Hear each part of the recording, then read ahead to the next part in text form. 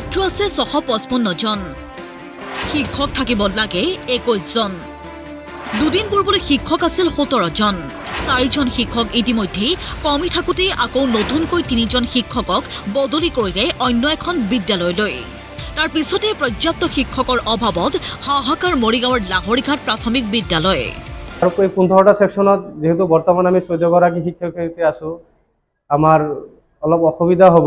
আৰু ছাত্ৰ ছাত্ৰীৰ যিটো শিক্ষক ছাত্ৰ অনুপাত সেই হিচাপত আমি 21 জন থাকিব লাগে, কিন্তু তাৰ পিছত আমি যেহেতু 17 জন আছিলোঁ আৰু এতিয়া 3 জন কমি আহিল, 14 জন হ'ল।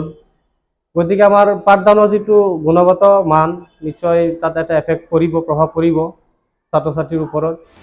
অমৰাগুৰি প্ৰাথমিক বিদ্যালয়ত আকৌ শিক্ষাৰ্থী 154 গৰাকী।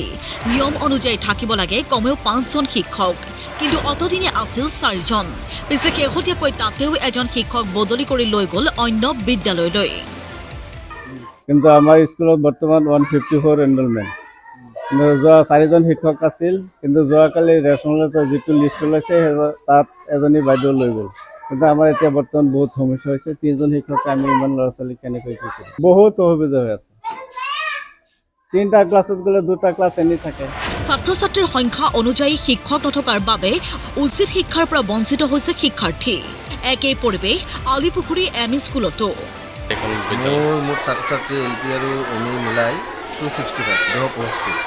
আমি বৰ্তমান আমি মুঠ 6 জন ষ্টাফ আছোঁ, 3 জন ৰেগুলাৰ আৰু 3 জন আমাৰ টিউটৰ আছে। আৰু আমি সেইমতে 2 বা 3 জন পাব লাগে কমচে কম। মুঠ আমাৰ যিহেতু আমাৰ ক্লাছ আছে 1ৰ পৰা 8টালৈকে, গতিকে আমি 8 জন শিক্ষক লাগে আমাৰ। পিছে মৰিগাঁৱৰ বিদ্যালয়ে এনে অৰাজক আৰু খেলিমেলি ব্যৱস্থাৰ বাবে দায়ী কোন? এফালে শিক্ষা বিভাগৰ বিৰুদ্ধে ক্ষোভ, আনফালে মৰিগাঁও জিলা প্ৰাথমিক শিক্ষা বিষয়া আৰু উপ পৰিদৰ্শক কাৰ্যালয়ৰ বিৰুদ্ধে গুৰুতৰ অভিযোগ জনতাৰ। নিয়ম অনুযায়ী প্ৰতি 30 জন ছাত্ৰৰ বিপৰীতে থাকিব লাগে এজন শিক্ষক, কিন্তু ছাত্ৰ আৰু শিক্ষকৰ এই অনুপাত অনুসৰণ নকৰাকৈ মৰিগাঁও জিলা শিক্ষা বিষয়া কাৰ্যালয়ে প্ৰকাশ কৰিছে 5খনকৈ নতুন ৰেচনেলাইজেশ্যনৰ তালিকা। অভিযোগ অনুসৰি ৰেচনেলাইজেশ্যনৰ নিয়ম ভংগ কৰি শেহতীয়াকৈ বদলি কৰা হৈছে শিক্ষক। ইতিমধ্যে যিসমূহ বিদ্যালয়ত শিক্ষকৰ অভাৱ হৈ আছিল তাত নতুন শিক্ষক দিয়াৰ পৰিৱৰ্তে তাৰ পৰা বদলি কৰি নিয়া হ'ল শিক্ষক। ফলত শিক্ষকৰ অভাৱত বহু বিদ্যালয়ত হাহাকাৰ লাগিছে শিক্ষাৰ্থীৰ মাজত। পিছে ভুল নীতিৰে শিক্ষক বদলিৰ আঁৰত কি ৰহস্য আছে তাৰ উত্তৰ বিচাৰিছে জনতাই।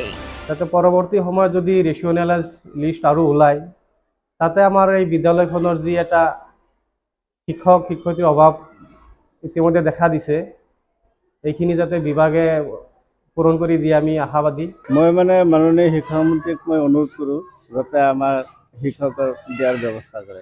নহ'লে ক্লাছবোৰ চলোৱাত খুবেই অসুবিধা হৈছে। গতিকে আমাৰ কৰ্তৃপক্ষক জনোৱা হৈছে কিবা এটা ব্যৱস্থা কৰিবৰ কাৰণে শিক্ষক লাগে। মৰিগাঁৱৰ পৰা মানৱেন্দ্ৰ দেৱনাথৰ ৰিপৰ্ট, প্ৰতিদিন টাইম।